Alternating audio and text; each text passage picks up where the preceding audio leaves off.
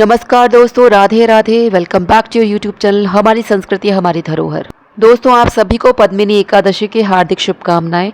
आज के इस वीडियो में हम पद्मिनी एकादशी की पूजा विधि को देखेंगे, साथ ही हम पद्मिनी एकादशी व्रत कथा को भी सुनेंगे। दोस्तों, पद्मिनी एकादशी के दिन राधा कृष्ण के युगल रूप की पूजा की जाती है, साथ ही भगवान शिव और माता पार्वती का भी पूजन करते हैं। तो चलिए अब देखते हैं पूजन विधि। पूजा करने के लिए पूजन स्थल पर सर्वप्रथम एक चौकी रखते हैं। चौकी के ऊपर हमने पीला वस्त्र बिछाया है। चौकी पर थोड़ा सा तिल रखकर गौरी गणेश जी की हमने छोटी सी मूर्ति रखी है।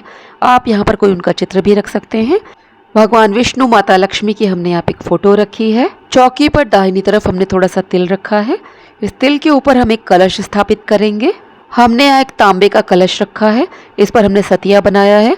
इसके घट पर हमने मौली भी बांधी हुई है। इसमें हम एक हल्दी की गांठ डाल रहे हैं। आप इसी हल्दी भी डाल सकते हैं।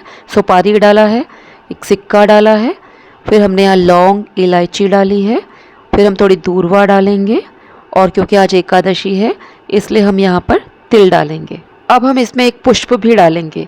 फिर इसको घट तक हम गंगा जल मिश्रित जल से भर देंगे। इस पे हमने देखिए अशोक के पल्लव लगाए हैं। आम के पल्लव भी हम यहाँ लगा सकते हैं। पल्लवों में हमने हल्दी, रोली, कुमकुम लगा दिया है। इसके ऊपर हमने एक पात्र में थोड़े से तिल रख के फिर एक दीपक प्रज्वलित करके रखा है। हमने यहाँ पे दीप कलश बनाया है। धूप भी हमने यहाँ पर जला चौकी पर विराजित सभी देवी देवताओं को, कलश को 4 बार जल अर्पित करेंगे। अब हम रक्षा सूत्र में इत्र को लगाकर सभी को रक्षा सूत्र अर्पित करेंगे। अब हम गणेश जी, विष्णु जी और कलश को जनेऊ अर्पित करेंगे। गणेश जी और गौरा जी को हम यहाँ पर लाल पुष्प अर्पित कर रहे हैं। लक्ष्मी जी को गुलाब का पुष्प अर्पित कर रहे हैं। विष्णु जी को पीला पुष्प अर्पित करा है। कलश और दीपक पे भी हम पुष्प अर्पित करेंगे। गौरी गणेश जी को हल्दी, रोली, कुमकुम और सिंदूर अर्पित कर रहे हैं। भगवान विष्णु को अष्टगंध का तिलक लगा रहे हैं। माता लक्ष्मी का पूजन कर रहे हैं। हम कलश पे भी हल्दी, रोली, कुमकुम लगाएंगे। कलश पे जो हमने पल्लव लगाए हैं उन पे भी हल्दी, रोली, कुमकुम पूजन में हम फिर लगाएंगे। गणपति जी की प्रिय दूर्वा और शमी पत्र अर्पित कर रहे हैं। उन्हें बिना तुलसी का अलग से भोग लगाएंगे। कुछ दक्षिणा चढ़ा देंगे, जल का आचमन करवा देंगे। अब हमने यहाँ पर एक पात्र के ऊपर थोड़े से पुष्प रखकर राधा कृष्ण की मूर्ति को रखा है। इसे हम पंचामृत से स्नान करवाएंगे। पंचामृत से स्नान के बाद शुद्धोदक स्नान करवाएंगे। स्नान के बाद उनका स्वच्छ वस्त्र से अंग पोषण करेंगे और यहाँ हमने पुष्पों का आसन देते हुए उनको यहाँ पर विराजित करा है। अब हमने यहाँ उनको वस्त्र अर्पित कर दिया है। आप कलावा भी अर्पित कर सकते हैं। अब हम इन्हें सुगंधित पीले पुष्पों की माला धारण करवा रहे हैं। आपके पास जो भी पुष्प उपलब्ध हो आप पुष्प अर्पित कर सकते हैं। पुष्प उपलब्ध नहीं है तो आप हाथ जोड़कर मानसिक पूजन भी कर सकते हैं। भगवान कृष्ण को अष्टगंध का तिलक लगाया है हमने। राधा रानी को हल्दी और कुमकुम लगा रहे हैं। एकादशी पुस्तक का भी पूजन कर रहे हैं। वरुण घंटी का पूजन कर रहे हैं। अब हम यहाँ पर नैवेद्य चढ़ा रहे हैं। आज के दिन अन्न का भोग नहीं लगाया जाता है। तुलसी की मंजरी आज के दिन अवश्य आपको अर्पित करनी चाहिए। भोग अर्पित करते समय उसमें तुलसी दल आप अवश्य रखें। कोई भी ऋतु फल आप यहाँ पर चढ़ा सकते हैं। मैंने यहाँ पे अमरूद चढ़ा दिए हैं। सफेद तिल भी आपको इस दिन अवश्य अर्पित करना चाहिए। अंत में जल का भोग लगा दें। दक्षिणा अवश्य चढ़ा दीजिए क्योंकि पूजा में हुई कमी को दक्षिणा पूरा कर देता है। अब हम एकादशी व्रत कथा को पढ़ेंगे। हाथ में थोड़े से तिल और पुष्प लेकर हम पद्मिनी एकादशी व्रत कथा को पढ़ते अथवा सुनते हैं। पद्मिनी एकादशी व्रत कथा। युधिष्ठिर ने पूछा, भगवान, अब मैं श्री विष्णु के उत्तम व्रत जो सब पापों को हर लेने वाला तथा व्रती मनुष्यों को मनोवांछित फल देने वाला हो श्रवण करना चाहता हूँ। जनार्दन, पुरुषोत्तम मास की एकादशी की कथा कहिए। उसका क्या फल है और उसमें किस देवता का पूजन किया जाता है? प्रभु, किस दान का क्या पुण्य है? मनुष्यों को क्या करना चाहिए? उस समय कैसे स्नान किया जाता है? किस मंत्र का जप होता है? कैसी पूजन विधि बताई गई है? पुरुषोत्तम मास में किस अन्न का भोजन उत्तम है? भगवान श्री कृष्ण बोले, राजेंद्र, अधिक मास आने पर जो एकादशी होती है वह कमला नाम से प्रसिद्ध है। वह तिथियों में उत्तम तिथि है। उसके व्रत के प्रभाव से लक्ष्मी अनुकूल होती हैं। उस दिन ब्रह्म मुहूर्त में उठकर भगवान पुरुषोत्तम का स्मरण करें और विधि पूर्वक स्नान करके व्रती पुरुष व्रत नियम ग्रहण करें। घर पर जप करने का 1 गुना, नदी के तट पर दूना, गौशाला में 100 गुना, अग्निहोत्र गृह में 1100 गुना, शिव के क्षेत्रों में तीर्थों में देवताओं के निकट तथा तुलसी के समीप और भगवान विष्णु के निकट अनंत गुना फल होता है। श्री भगवान बोले, वैसे तो प्रत्येक वर्ष 24 एकादशियां होती हैं। जब अधिक मास या मलमास आता है तब इनकी संख्या बढ़कर 26 हो जाती है। अधिक मास या मलमास को जोड़कर वर्ष में 26 एकादशियां होती हैं। अधिक मास में 2 एकादशियां होती हैं जो पद्मिनी एकादशी शुक्ल पक्ष और परमा एकादशी कृष्ण पक्ष के नाम से जानी जाती है।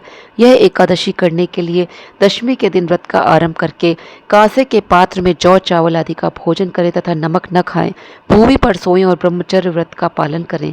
एकादशी के दिन ब्रह्म मुहूर्त में शौच आदि से निवृत्त होकर दंत धावन करें और जल के 12 कुल्ले करके शुद्ध हो जाएं। सूर्य उदय होने के पूर्व उत्तम तीर्थ में स्नान करने जाएं। इसमें गोबर, मिट्टी, तिल और कुशा व आंवले के चूर्ण से विधि पूर्वक स्नान करें। श्वेत अथवा पीले वस्त्र धारण करके भगवान विष्णु के मंदिर में जाकर पूजा अर्चना करें। भगवान कृष्ण बोले, पुरुषोत्तम मास में अनेक पुण्यों को फल देने वाली एकादशी का नाम पद्मिनी है। इसका व्रत करने पर मनुष्य कीर्ति प्राप्त करके वैकुंठ को जाता है, जो मनुष्यों के लिए दुर्लभ है। हे राजन, ध्यान पूर्वक इस कथा को सुनो। पद्मिनी एकादशी व्रत कथा। हे मुनीश्वर, पूर्व काल में त्रेता युग में है नामक राजा के वंश में कृतवीर नाम का राजा महिष्मतीपुरी में राज्य करता था। उस राजा की 1000 परम प्रिय स्त्रियां थीं, परंतु उनमें से किसी को भी पुत्र नहीं था जो कि उनके राज्यभार को संभाल सके। देवता, पितृ, सिद्ध तथा अनेक चिकित्सकों आदि से राजा ने पुत्र प्राप्ति के लिए काफी प्रयत्न किए, लेकिन सब असफल रहे। तब राजा ने तपस्या करने का निश्चय किया। महाराज के साथ उनकी परम प्रिय रानी, जो इक्ष्वाकु वंश में उत्पन्न हुए राजा हरिश्चंद्र की पद्मिनी नाम वाली कन्या थी, राजा के साथ वन में जाने को तैयार हो गईं। दोनों अपने मंत्री को राज्यभार सौंपकर राजसी वेश त्याग कर गंधमादन पर्वत पर तपस्या करने चले गए। राजा ने उस पर्वत पर 10,000 वर्ष तक तप किया, परंतु फिर भी पुत्र प्राप्ति नहीं हुई।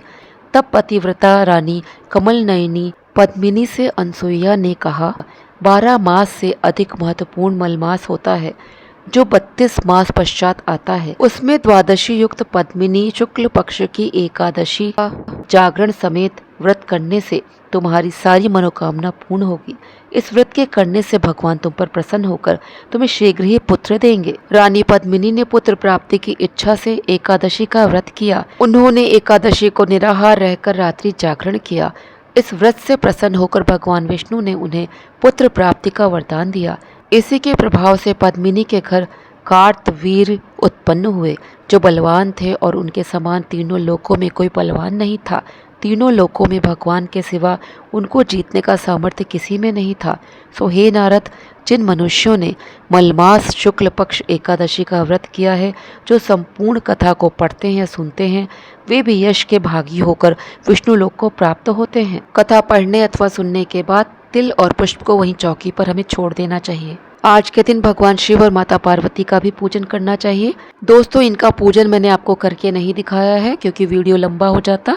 हमने आज के दिन इनका भी पूजन करा है। अब हम यहाँ पहले घी के दीपक से आरती कर रहे हैं और अंत में हम यहाँ पर कपूर से आरती करेंगे। आज के दिन हमें विष्णु चालीसा, विष्णु सहस्त्र नाम का पाठ, मधुराष्टकम और रात्रि जागरण करके भगवान के गुणों का गायन करना चाहिए। भजन कीर्तन करते हुए हमें रात्रि जागरण करके द्वादशी के दिन व्रत का पारण करना चाहिए। पूजा में हुई गलतियों के लिए अंत में क्षमा याचना अवश्य करें। तो दोस्तों, इस तरह से आप पद्मिनी एकादशी का व्रत पूजन घर पर आसानी से कर सकते हैं। आज का वीडियो मैं यहीं पे समाप्त करती हूँ। वीडियो यदि पसंद आए तो उसको लाइक करें, शेयर करें। आपके एक लाइक से हमें मोटिवेशन मिलता है अन्य वीडियोस बनाने के लिए। आप सभी को पुनः पद्मिनी एकादशी की हार्दिक शुभकामनाएं। आप सभी अपना ख्याल रखें। मिलती हूँ किसी अन्य वीडियो में। जय श्री कृष्णा, जय श्री राधे।